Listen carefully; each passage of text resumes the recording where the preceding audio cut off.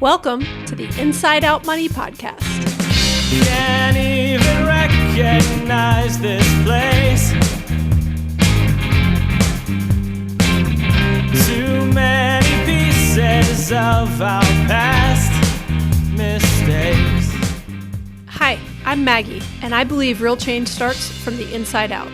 So let's work together to improve our money and our lives from the inside out. We will explore all things money and our relationship with it. Join me each week with a rotating set of co-hosts, friends, and interviews. Let's jump in. It's time we going round and round and round and round. Hey, Andrew. Hey, Maggie. How's it going? Good. Exciting Friday night recording Exactly. I was thinking the exact same thing. We got a Friday night date here, recording on the podcast. I waited till like halfway through Friday to let Greg know I had Friday night plans already of just waiting to see if he tried to make some plans with me. And I was like, oh, okay, good. Because I'm recording with Andrew at 7:30. Yeah. So I'm excited for this topic. Before we get into some of our biggest financial regrets, mistakes, you could call them opportunities. Since the last time we talked, I feel like in the last episode we talked about you had just won the Augusta race, which has a name that's not called the Augusta race. Masters Nationals, which is funny. It's called Masters in Augusta. It's for the old guys. And it was in Augusta. It was just 35 plus in Augusta crowd. this year. Yeah. 35 plus is considered Masters. That's so funny. Correct. Yeah. For athletics, that makes sense, I guess. So since then, you have won two more or maybe more? Two more. Yeah. Because there's the big three, right?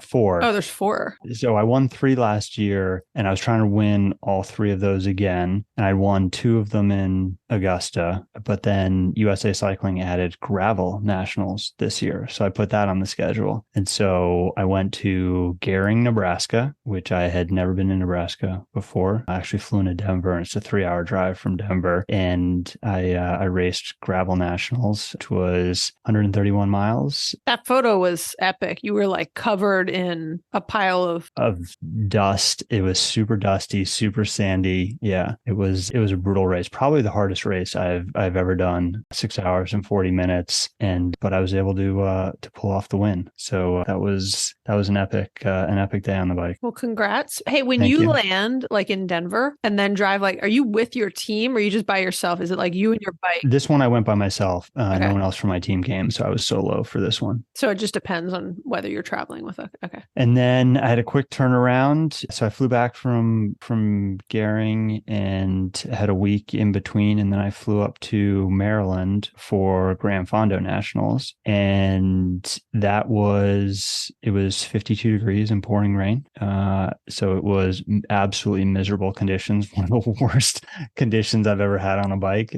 So it was awful. But I navigated that race well and ended up winning the overall. So I was really excited about that. That's awesome. So those 3 things, do they have a name? Like the combination of all 3 of those? No, just you mean the Gran Fondo Nationals? Well, no, the 3 races that sometimes when there's big races, if you like they call it, is it golf? What's the sport that has, I'm terrible with my sports references. There's some sport where like when you win there's the like Triple a series, Crown? The Triple Crown, like that. The horse racing? Yeah. They're not related in any way. Masters Nationals, they have 3 races for those. Gravel Nationals was a separate race, and then Gran Fondo Nationals was separate as well. Okay. Is it coincidental that they're all within like a few weeks of each other? Yeah, they typically do them towards the end of the season. So in August and September. Although Fondo Nationals were in July last year in Nashville, but typically they're towards the end of the season in August and September. Okay. Well, congrats. Thank you. Been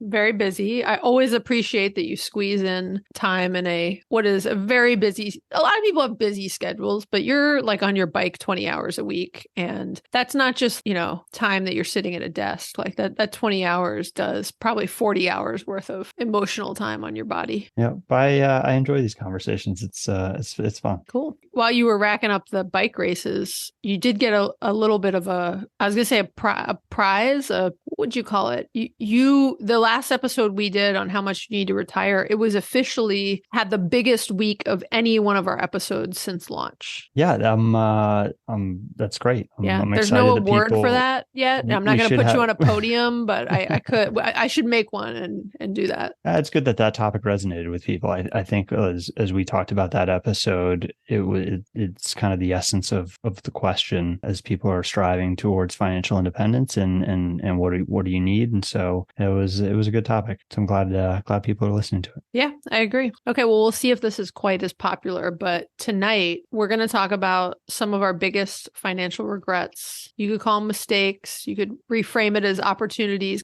Yeah, I think the benefit in sharing these is, one, you realize like even people who I would put you and I in the category of like we've done pretty well and had a decent amount of discipline and made good decisions around our finances, but we've also made some pretty big expensive mistakes over the years that if we could go back, we would do them differently. So everybody makes mistakes, and yeah, try to, minimize them and learn from them and all that, but everybody's going to do it, and just pick yourself back up, appreciate how far you still have to go and how much better you can do things in the future, and don't dwell on the past. And also, I hope you can learn from our mistakes. Yeah, absolutely. It's part of the learning process, right? I mean, I always find that you always learn the best lessons from the mistakes that you make. And, the key is just try not to make them again. Yeah. So I don't know that we rank ordered these by like the dollar size of these mistakes, but we're just going to run through. We should have done the like time value of each of these mistakes so we could probably roughly do them in our head. These, I don't know, these actually might sort of be in order. The first two, I'd say that the first one that we're each going to share probably is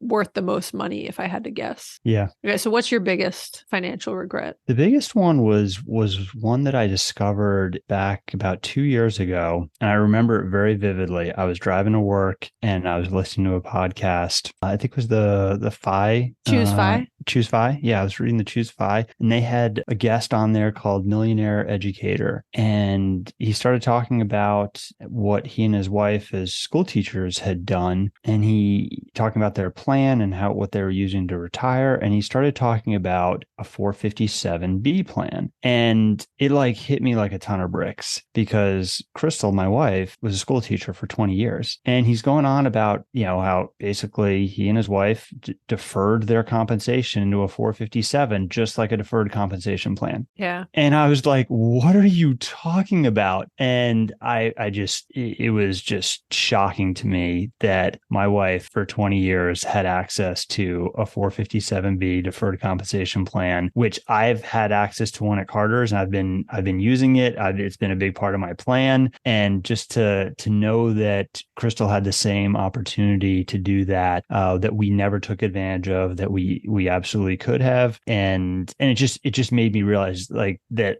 like you said at the start, I like to consider myself pretty well educated in a lot of these topics. And it was just a really stark reminder that we all have blind spots, that while you can read and consume and educate yourself as much as possible, there's always opportunities to improve and learn something new. And so it was a good reality wake up call for me to say, hey, you don't know everything, that something as simple as that could pass you and you not realize it. So for all the government workers out there, teachers and people who have access to 457s, there are great tools for deferring some compensation and then using it.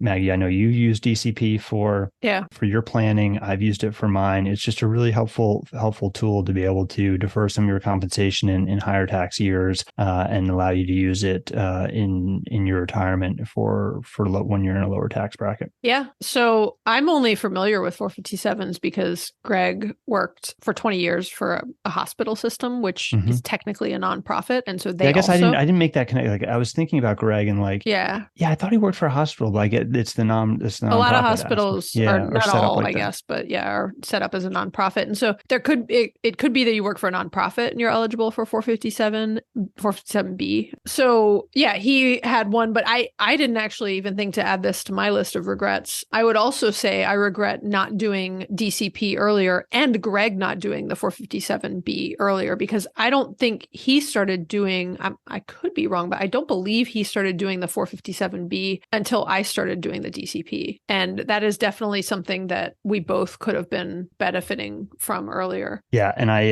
when I was looking at the calculations of like just a small contribution over 20 years invested, that was a big one. And I don't know if they all are, but they're also a lot more flexible than like my DCP. Like Greg's rules of how and when he can take his money out are a little bit more flexible. He was able to make the decision upon leaving. He had to make it, I think, within like 6 months of leaving. I had to make these decisions years ago when I didn't know what I was going to do with the money at the time. Since Crystal is no longer working as a teacher, I thought it was going to be too painful for me to actually dig in and learn more about the 450. So I've not gone in and seen exactly how it works. Yeah. Just knowing that couldn't participate. Yeah. I think some of the rules are set by the IRS and some are set by how your company structures their DCP or their 457B and what rules they have set, but I could be wrong there. Yeah. But I love that you were so scarred by it. You're like, I can't even learn about 457Bs because I got you. One thing I should have clarified maybe before we started talking about this list. This list excludes things like, man, I really wish I'd put $1,000 in Facebook or Apple stock 25 years ago, right? Like these are things that like outside of like pure stock timing, go back in history, right? Make a whole bunch of money on Bitcoin, like all that stuff. Yeah, sure. We would all love to do that, but all that would have been luck. So these are kind of more the strategic decisions and opportunities that we didn't make, excluding those timing benefits of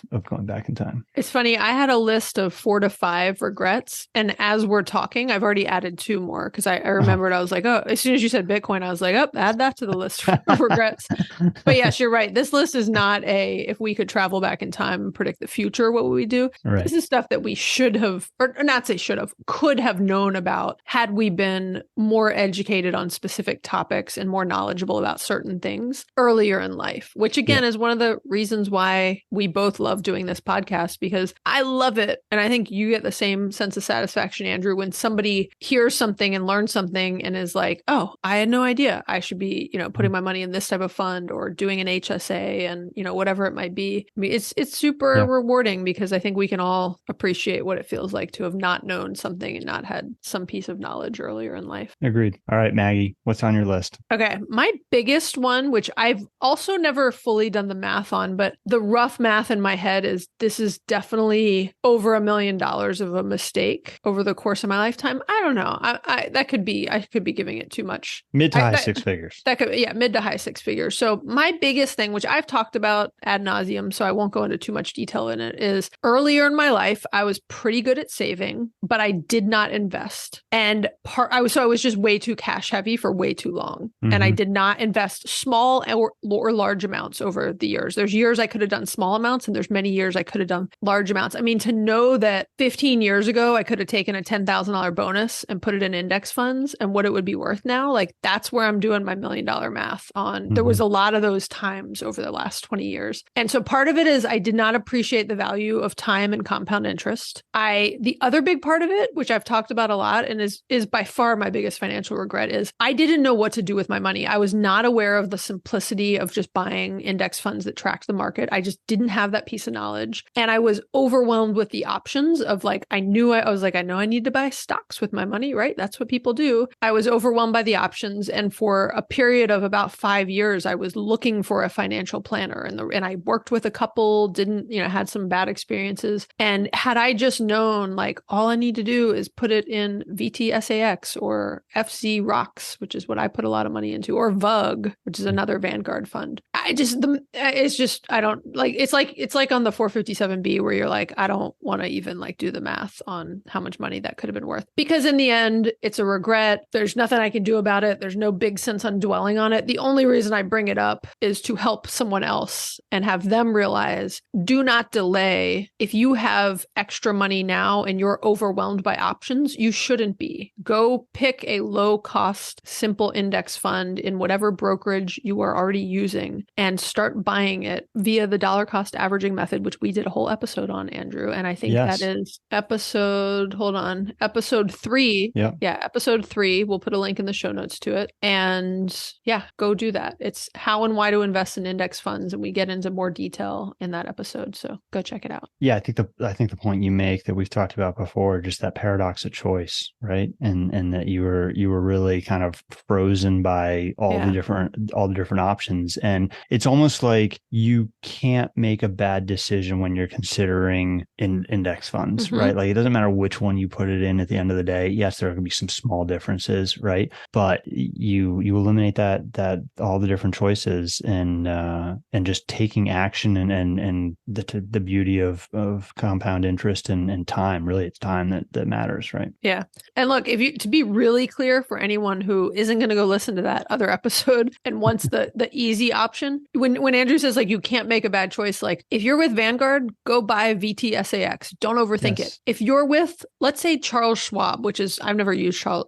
I can't even say it. I've never used Charles Schwab before, but any brokerage you're with, go Google the VTSAX version of it and it'll come up. Like I just Googled it for Charles Schwab. It's SWTSX, right? And again, there's 10 different low fee index funds they have that track the market. Like don't overthink it. I mean, you could do a little bit of research on them, read some articles, pick one and start investing in it today because you want that time. You want the, the time and compound interest on your side. Yeah. And then to piggyback on that, the next one for me is just not investing in Vanguard until 2012. So really, I started working in 2000. And so I had most of 2000s, I was investing in various mutual funds that had much higher fees than Vanguard. And so it definitely, one of my regrets is just not learning and finding out about, Vanguard was established in the 70s. And so just not learning about Vanguard until 2012. And once I'd read about it and looked into it, I very quickly made the decision that this was the path for me. So that's definitely one of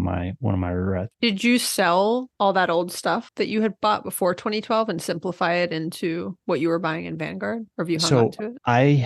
I was not buying standard brokerage. I didn't have taxable accounts. Okay. So it was easy for me to transfer the tax advantaged accounts, namely my 401ks at work that were converted to IRAs. I could transfer the IRAs to Vanguard easily. And then also I had Roths as well. I transferred those. And then I started buying VTSAX in my brokerage account in 2012. Okay, cool. Another one of my big regrets while we're talking about investing related things is not maxing out my 401k when I was younger. I'm not sure I would have, I don't know. I was going to say, I'm not sure I could have afforded it the whole time. I probably could have if I reprioritized some things when I was younger, but there certainly was a time probably from like 30 to 35 when I easily could have afforded it without any big, pain to my lifestyle. And I just had no idea of the tax benefits of it. I probably sort of generally knew it, but not well enough because I wasn't doing it. And so I could have been reducing my taxable income while also putting more money into investments. Yeah,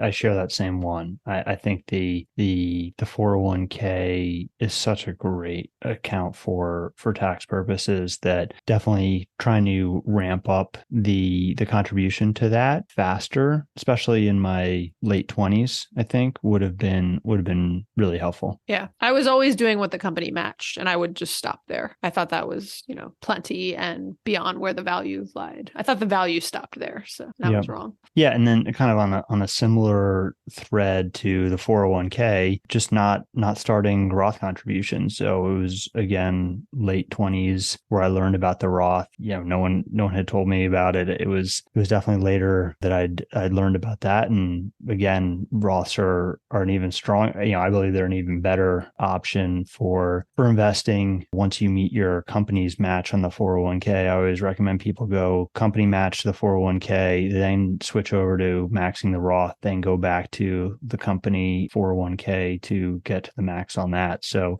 definitely would have liked to have been investing in a Roth earlier on. For a couple of reasons. One, you have to have earned income in order to do the Roth. So on an early retirement path, you can't contribute to the Roth unless you have earned income. And then second is, if you grow your career and your income, you can potentially phase out of being eligible for Roth, right? There's an income cap on the Roth. So, I've thought quite a bit about my kids and, my kids get a lifeguard job when they're 15 years old. There's going to be a strong incentive from me for them to invest in a Roth IRA as soon as they have earned income. Yeah. I think that's a great option for kids to get them started investing, and have parents, grandparents offer incentives to get people to invest in a Roth once they've got earned income. Yeah, Andrew, I also wish I even knew what a Roth IRA was. I think I knew what it was, maybe, but I definitely, in the same vein of the 401k and just investing in general, was not aware enough of it. By the time I became aware of it, I was already past the income limits. So just to give you an example, the 2023 income range, if you're filing single, is between 138,000 and 153,000, and there's different amounts you can contribute within that. If you're married filing jointly, it's 218,000 to 228,000 a year. And again, by the time I knew about the benefits of a Roth IRA or a Roth 401k, I was past those amounts. So wish I had known about it when I was younger. Yeah, one thing that along the same vein of regrets, but this is actually a positive thing, was once I found out about the Roth and I realized how powerful a tool it was, I actually did some pretty sizable Roth conversions in my 20s that resulted in some large tax bills. But to get those funds into Roths when I was younger have really helped in terms of the size of those accounts. Yeah, same thing here. I did the backdoor Roth conversion a number of times. And again, I also wish I had done it when I was younger, even for that piece. But it's still, I think, working out well now. Okay, another one, which I recently posted on Instagram, and I had a number of people reply to me that they went in and realized the same thing. So this is like, I'm too old to be making some of these mistakes. This is just sloppiness. The fact that I've been not working for the past 500 days and didn't catch this. And one of my many goals in early retirement was to get like all of my ducks in a row financial, just clean up all my accounts, like sell off some stuff. Just a bunch of like clean up and kind of housekeeping and maintenance, double check all my stuff. I remember, Andrew, when we were talking about something, I don't know if we put all this on the air, but I was like, I've been hating on 529s lately for a bunch of reasons. I definitely remember that conversation. And I was like, my 529 is just like sucking. It's like when the market's down, it's not down as far as everything else. When the market's up, it's not up. And I'm just like, I keep meaning to, for a while, I've been meaning to just double check what it was in. And I was convinced it was high fees. And so I go in and I'm like, oh, actually the funds it's in, the fees aren't that bad. They're pretty low. All the fund options, the fees were the same. They were pretty low. And then I realized I'm in a target date fund, which is the year my kid would have gone to college, will go to college, which is, I don't know, 5 or 6 years from now. But it was like 40 or 50% bonds. Mm-hmm. And I mean, gosh, had I known, I'm not going to get into like people's beliefs on like bond mixes and all that. I was going to say blonde mixes, but bond mixes. But had I realized, I would have put it in the same overall index fund that most of the rest of my money is in. It would have been in like 99% stocks. Yeah. Is yours in 90? I mean, is yours heavy in stocks? Yeah, mine 100%. Okay, it's in the S&P 500. The 529 plan only they don't offer VTSAX, but they offer a S&P 500 index fund. So 100% of that is in the S&P 500 index fund. And also, your timing was not great because bonds have just gotten completely annihilated over the past 3 years in a high interest rate environment like we've been in. So that has not contributed either. So that's hurt it. Yeah, that made the last few years particularly bad. But the whole time, I mean, it's been in that. And I super funded my 529. So it's even worse. I forgot about that. Yeah, I don't put money into my 529 anymore. Right. I put all my money in it a long time ago when I was working. You lump summed it. You didn't. I lump summed it. Yeah. And which basically just means instead of planning to put in like, $5,000 a year, I just 1 year put in like 40 grand and was like, this will have more time to grow. Mm-hmm. And I'll put it in a crappy fund so it'll grow slower. Great. Okay. Let me give you an example though. Hang on. I'm just pulling it up. Not an example. Let me tell you the extent of the performance difference just to give you a sense of why I would say that's a regret. So it was,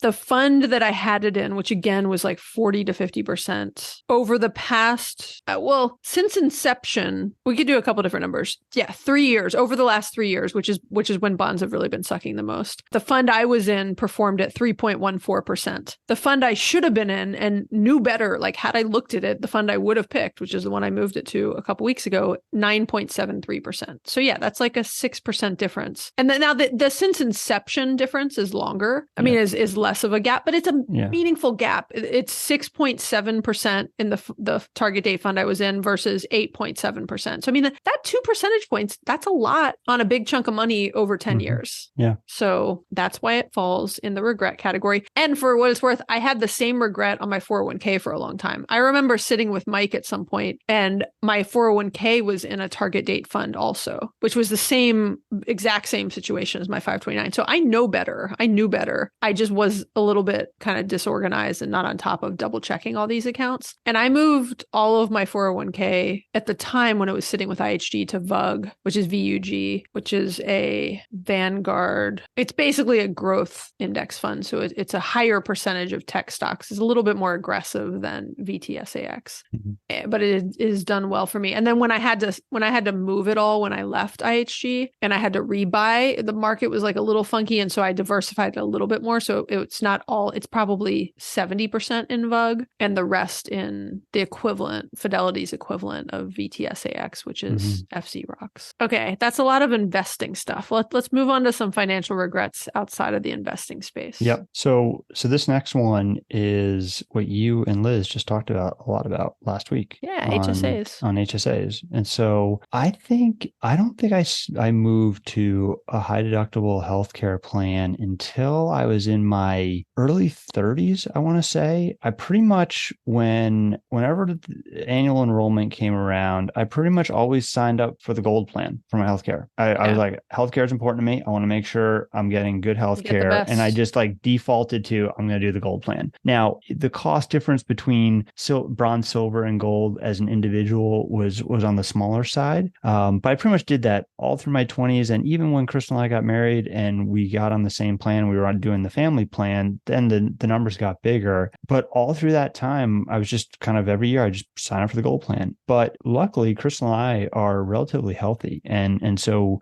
throughout my 20s and early 30s, we had very little medical expenses. And so I absolutely should have been doing a high deductible health plan, and I should have been contributing to a health savings account. And you have to have the high deductible health plan in order to contribute to the health savings account. But I think that's something for people in their 20s and even 30s who are generally healthy, don't have a lot of medical expenses. It's much better to go with a lower premium on the healthcare and then fund the health savings account with the difference in premium. Because when I was looking at like the math, if I do a gold plan as an individual, it was like $500 a month. So it'd be like $6,000 a year for an individual on a gold plan. Or I do the bronze plan and it was $200 a month. Yeah. And basically, if you just take that difference and you put it in an HSA, and essentially you're almost writing your own insurance policy. Yeah.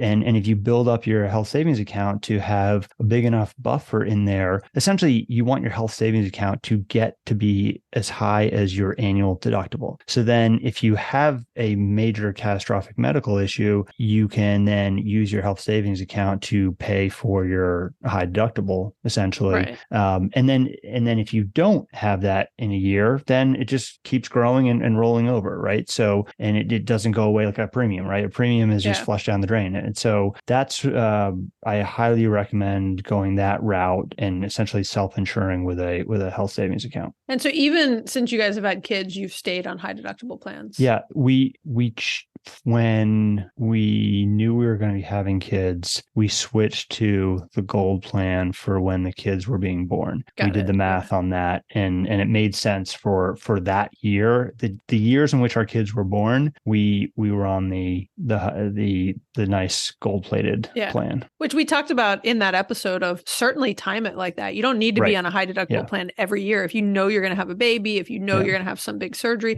you can't predict everything. Other years self-insure if you knock on wood think everything seems like it's going to be okay, other than something that you can't predict. And also if you have the ability to do elective procedures and surgeries, right? Like, so if you know you have to have something done, you schedule it in February or March, then maybe for that year, you're going to go on the gold plan because you know you're going to have a significant medical expense. What about you, Maggie? How did you approach high deductible health plans and your medical insurance in your 20s and 30s? Well, I didn't know about HSAs until, I don't know when I first did my first HSA, but I only did it for a few years. So I don't think I knew about it also until my mid 30s. A lot of things opened up for me in my mid 30s, very late. You became enlightened in your mid 30s. I became enlightened, in my early to mid 30s. But yeah, so I did not participate in an HSA until later. Yeah, so like I said, I'm going to keep adding regrets as you mention things, because I'm like, well, now that you mention it, I guess I do regret not doing an HSA earlier in life.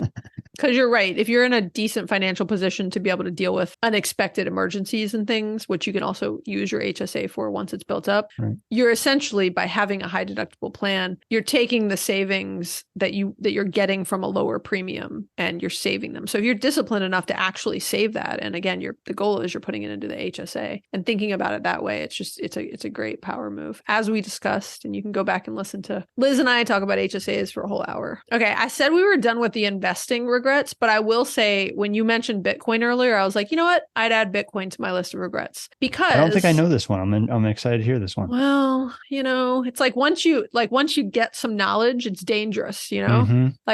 I know my brother's really into I was going to say, crypto. wasn't your brother? I thought I we recall had your him brother. on the podcast. I don't know if my brother would tell me how much he's lost in crypto. Maybe he hasn't. Maybe he's done a lot of buying and selling over the years, so he may not have lost anything. Yeah. I'll have to ask him, because now I'm kind of curious. I'm sure he would actually tell me. But we had him on Friends on Fire on episode 116 when we talked about are you ready to invest in crypto? And by then I had already put some money. Greg and I had both put some money into crypto. And I was like, I was working then. I wouldn't put this much money into crypto now, but I'll just be totally transparent here. Over the course of probably 6 months, I put about 25 grand into crypto. Specifically, it's all in Bitcoin. So I didn't buy any of the other coins. That was too overwhelming. I mean, I did know enough to be like, oh, basic index funds. The version of basic index funds in crypto is Bitcoin. So I'm going to go with the reliable one. Oh, I have a little bit of Ethereum. That's not true. I have a little bit of Ethereum, but Okay. not much.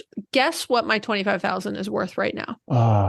Bitcoin's dropped quite a bit. Yes, it has. I'm going to say probably 8 to 10. Pretty spot on. It's worth, it keeps moving while we're talking here. It's worth $11,113 right now. That's about close. 10 grand in Bitcoin, and I've got about 1,000 in Ethereum. That's about a negative 55% return. Yeah, it's not good. Thanks for doing the math for me.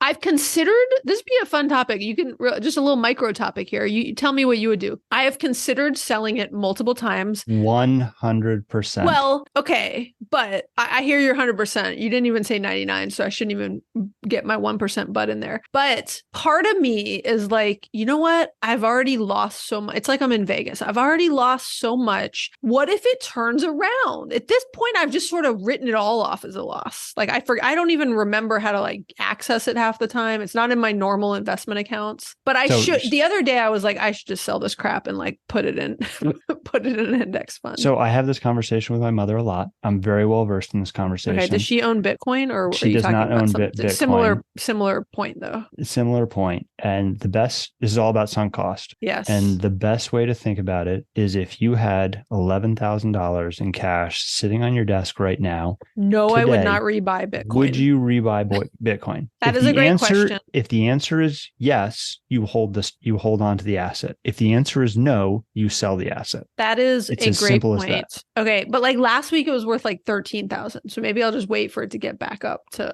I'm just kidding. It's been oscillating around 10 grand for an awful long time. Yeah. So you're right, and I'll be able to take a loss on it too, but I need to time that around. I need to time that loss around some other things. So psychologically, there's lots of studies done on sunk cost analysis, and it is one of the hardest things for people to disconnect themselves from, right? Is and understand the concept of sunk cost. It is completely a psychological mind game. Yeah. And you definitely have to flip the question and say, if you wouldn't buy it today, you should sell it. Yeah. It's not logical, but just my last point is, my thought keeps my in the spirit of talking about regrets, I already regret buying it, and I've already sort of realized the full 25K loss. So to me, if I sell it now and then Bitcoin goes crazy in a year, I'll be like, well, now it's two regrets.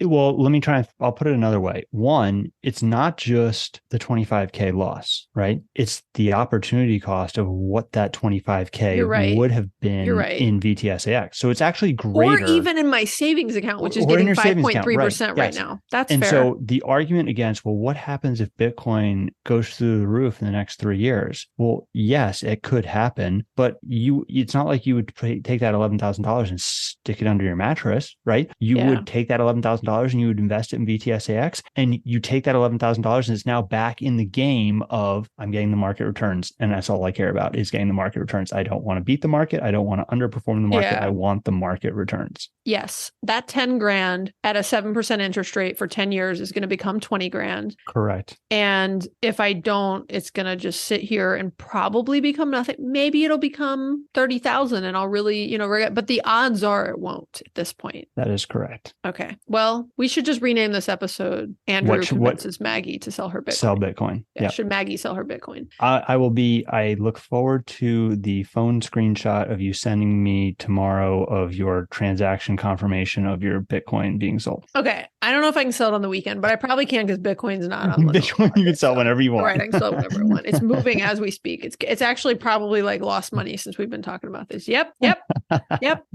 Okay. So will say I'm going to talk to my brother first, because I was telling him the other day that I was going to sell it. And I love my brother because he's like very creative like this. Mm-hmm. A while ago, I was telling him that I was going to sell it because I know I should. And I just kind of like the 529 thing. I just like haven't been on top of it. And he was like, at one point, I think he was going to like self-insure it for me. Like he was like, don't sell it. I will make good, because he believes so much that and I'm like, I think you're believing for your own sake that it's going to come back, but I don't know. But I want to tell him, I want to tell him that I'm going to sell it and see what he says before I sell it. Can you add me to that text thread so I can participate and see it? Oh, and Alex, yes. He'll appreciate your opinion on it.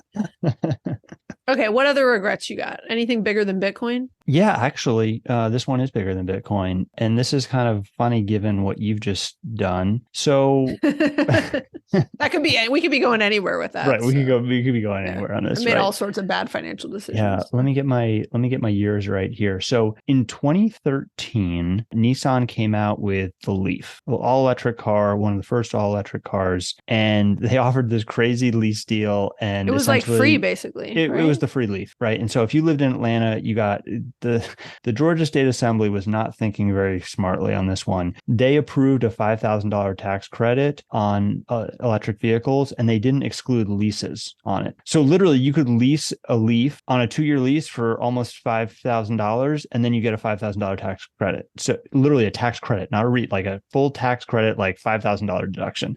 And so I was like, first I researched it because I didn't believe it was true, and I read through all the fine print, absolutely. And suddenly Leaf started selling like crazy in Atlanta because of this. And so I got a Nissan Leaf and I love driving it. I don't think I knew you had a Leaf first. Yeah. I had a Leaf first. I don't think I realized that. So you you made a really good financial decision and then you followed it up with your regret. Right. Okay. The Leaf was a brilliant financial decision. And I drove it for 2 years and I loved driving the electric car. It was my first time. It was the first electric car I'd ever had. I loved driving it. It was a great commuter car. Crystal had a gas car, so we could take a gas car on the weekends and longer trips. Perfect for what I needed it to do for commuting. And so the problem is that when the lease was up, I was looking at upgrading, which was my mistake. And I started looking at Teslas. And our former boss, Greg Fogelsong, had a Tesla. And are you going to call him out as one of your financial regret influencers on this? Yes. Yeah. I really like Greg though, so shout out to Greg.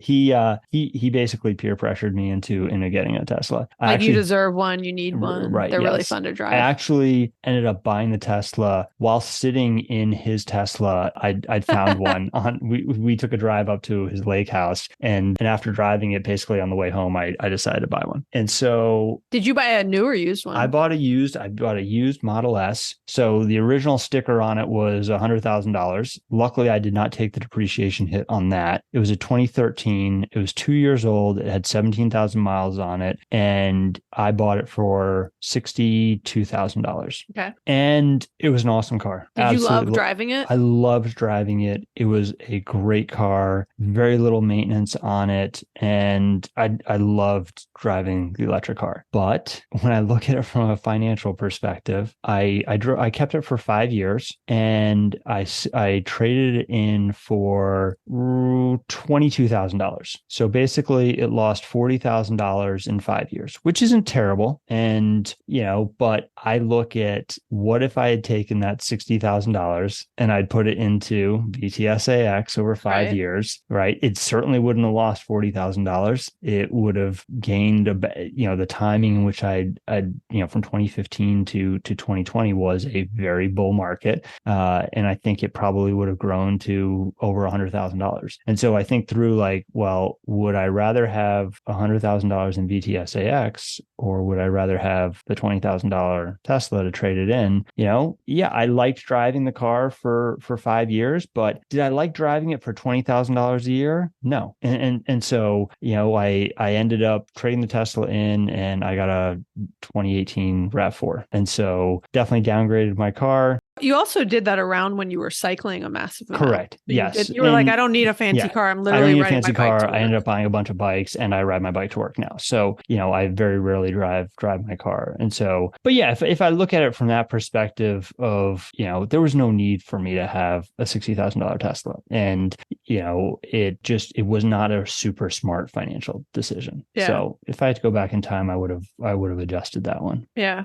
I've got some car regrets too. I mean, like you said, hindsight is 2020. So we can say all this looking at it now, and we're still in a good place financially. So we're very fortunate that we made more good decisions than we made bad decisions, I guess you could say, or less informed decisions perhaps. But I would go back and, did I need a brand new car right out of school when I had my first job and didn't fully realize how much taxes were going to be taken out and all that? No. And I could have bought a very nice, reliable car that was, a couple years old. And so there's a lot of times when I bought some new cars off the lot and could have bought a used car and let someone else take the immediate depreciation hit when it is driven off the lot. But I also have a Tesla regret. Well, it's not really my Tesla regret as much as it is Greg's, because he talks about it every day when he's looking at the price. We bought a Tesla in December of 2022. We did a whole episode about the finances of it, so you can see exactly what we paid for it. The issue is not the Tesla. We love that Tesla. You bought a more expensive Tesla. We bought the bottom of the line Tesla. It's a beautiful car. I love the way it drives. I've never been a car person, but that car is fun to drive. I will give it that. The issue, which we never could have predicted per se, is the cost of Teslas. Elon was dropping the cost of Teslas repeatedly by massive amounts, starting in the couple months right after I think in the weeks after we bought it, even starting in January, he really started. And we actually, when we bought it, it was one of the first price breaks, because the tax refund, we didn't even get the tax credit on it, because one of the Tesla breaks they were doing was kind of matching part of that rebate. And so we wanted to get it. We were rushing because we wanted to get it in 2022 because of what we did with our taxes around that. But I just, looking back, even with the tax break, we could have gotten the same car for $15,000 less. And that car immediately, because Tesla's been lowering their prices, that car immediately is worth less, because you can go buy a brand new one for less than the cost of a used one right now. And not because obviously it's lowered the pricing of the used market also as a result, but it was a little painful to have Tesla dropping their prices. Yeah. Depreciation is typically the largest chunk of total cost of ownership when it comes to cars. And so I think that's often an overlooked aspect of ownership. And absolutely, if Tesla's lowering the price of new ones, it impacts the used market almost instantaneously. And I've got a number of people and friends who share the same angst that you have. Yeah. It's an interesting brand play from Tesla, the way that they're doing it, and it certainly doesn't make owners feel all that great. And they do it literally the day. So if you took delivery the day before the price drop, imagine you picked up your car. That feels even worse. Yeah. I don't know. There's something about taking delivery 6 months earlier where I'm like, they don't care. They don't care if it's as soon as the price drop is announced. Boom. If you picked your car up 2 days earlier, you're out of luck. Yeah, it's tough too. And I will say, I don't know if other people feel this way, but as much as I'm annoyed by it and you're like, oh, it would have been nice if I was, in that later group. I love the idea of electric cars enough that I appreciate that by Tesla lowering their prices, they're putting way more electric cars in the market. And so I can kind of see the bigger picture there. And I think not all of their clientele feels that way because not everybody wants a Tesla for environmental reasons. But I do think that like softens the blow for us that we're like, well, it's good what Tesla is doing. They're able to lower the production price of those cars. I mean, they've really been able to, very efficiently produce a great car, and they're passing those savings on to sell more cars. And they've had killer, I mean, back to your regrets when we were saying like, what we're not putting in our regrets are all the stock we wish we bought. Geez, I would have bought a lot of Tesla. I would have bought a lot of Adobe, companies I knew about and like worked with, and but anyways. Okay. The only other like last thing I'd say, Andrew, is this is all encompassing of many things we talked about, but I certainly wish I was more aware of tax optimization strategies when I was younger. Because a lot of the things we just talked about we would have benefited from time and compound interest, but we also would have benefited from lowering our taxable income. And that would have been able to allow us to put, more money into savings for the future. Yeah, agreed. Many of these are around tax optimization strategies. Yeah. So I think that's a solid list of regrets, right? Yeah. I think, as we were saying all of those, I was realizing something that I already know, but I'll just say it out loud. We're very privileged. We've got a lot to be thankful for. We're, we both have done well and been pretty good and made good financial decisions over the years. Those are just things that would have made it that much better. So, I'm still very appreciative of where I'm at, and I would imagine you feel similarly. Yeah, it's Dave Ramsey would talk about stupid tax a lot. And, I think I'll speak for myself. I think you're probably in the same camp, but very fortunate that I've not had issues where, multiple $100,000 mistakes type thing, right? Outside, like the investment one's like 20 years over time, right? But have not made, life altering stupid tax. Yeah. Not had life altering stupid taxes. I also, when you were talking about how you didn't even want to go back and like learn about 457Bs, and I was saying I don't know, ballpark $1 million. I have no idea. I don't even want to go back and estimate all those things because it doesn't matter. There's nothing I can do about it at this point, other than it would be like a fun title of, $1 million in financial regrets or something. But I think it's this more, I mean, we started on this point, but I would say, the takeaway here that I hope you all get is the value of financial education and knowledge is so powerful, right? The faster you know that, the earlier you know that in life. And it's one of the best gifts you can give your kids if you have kids, or your nieces, your nephews, if you don't have kids, like other young people that you're around, whether you want to go speak at a school, but there's just so much. The more we know, the better we can do. Yeah. Like, I mean, you look at the resources that are available now versus when we were in our early 20s coming out of college, right? I mean, just the amount of financial literature and knowledge that is on the internet, YouTube. There are great channels, great podcasts to listen and learn from. And there's certainly a wealth of information to be able to position yourself in a much better spot. And, speaking of talking to people, I always talk to people on my team who are in their 20s, and I talk to them about start that 401k.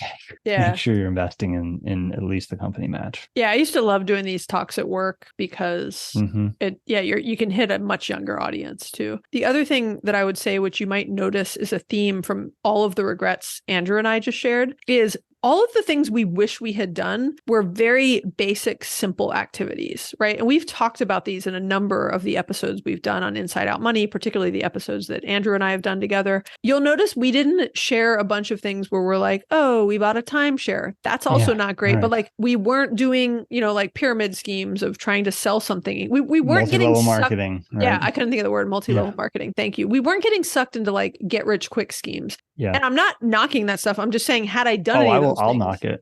Well, I'm knocking them. I'm just saying, I'm saying I'm not knocking it if you have done them, Yeah. but I hopefully you now know enough to know you would put those on your regret list, right? Like Mhm. the Price of Avocado Toast talks a lot about, they got sucked into a timeshare, I think on their honeymoon, Mhm. and realized it was a bad decision, got out of it eventually. They've had a lot of people come on and talk about multi-level marketing schemes and, how bad 99.9% of those are. And I more recognize that, you could also throw all those things on our list, Mhm. but all of the things we wished we had done differently were just these basic, simple things, right? There Mhm. is no such, I don't believe for 99.9% of the population, there is no get rich quick scheme. Yeah. Right? You save your money, you invest it simply and early, and you do as much as you can to take advantage of tax optimized vessels like 401k, Roth 401ks, Roth IRAs, HSAs, etc. And all those things end in, there's a lot of A's on there, or K's and A's, they all seem to end in.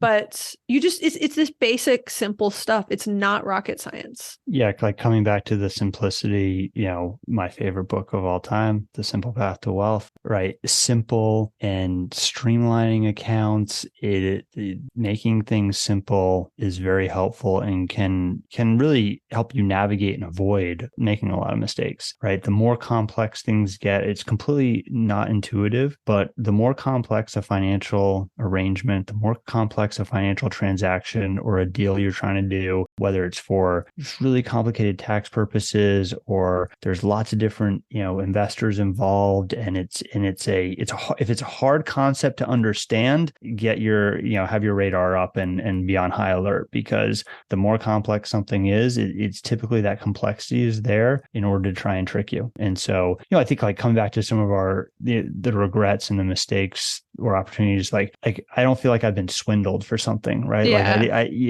made an investment in a plot of land that didn't exist or it had a bad title or something like that. Yeah. I never bought whole life insurance, which right. would be on my regret list if I did. Yeah. We could have made a whole list of all the other regrets we never had. Like probably summed it up with whole life insurance, multi-level marketing schemes, and what was the other one? I mean, plenty of real estate deals out there, which like timeshares fall into that a little bit, right? Like all of that stuff is, the simple path is the easiest way to do. Yeah, very true. Okay, what's my homework, Andrew? To sell your Bitcoin and invest in VTSAX. Got it. Okay, I'm on it. I'm gonna do it as soon as the markets open on Monday. I'm just kidding, because I know I could do it right now. I should do it tonight while I've got the momentum.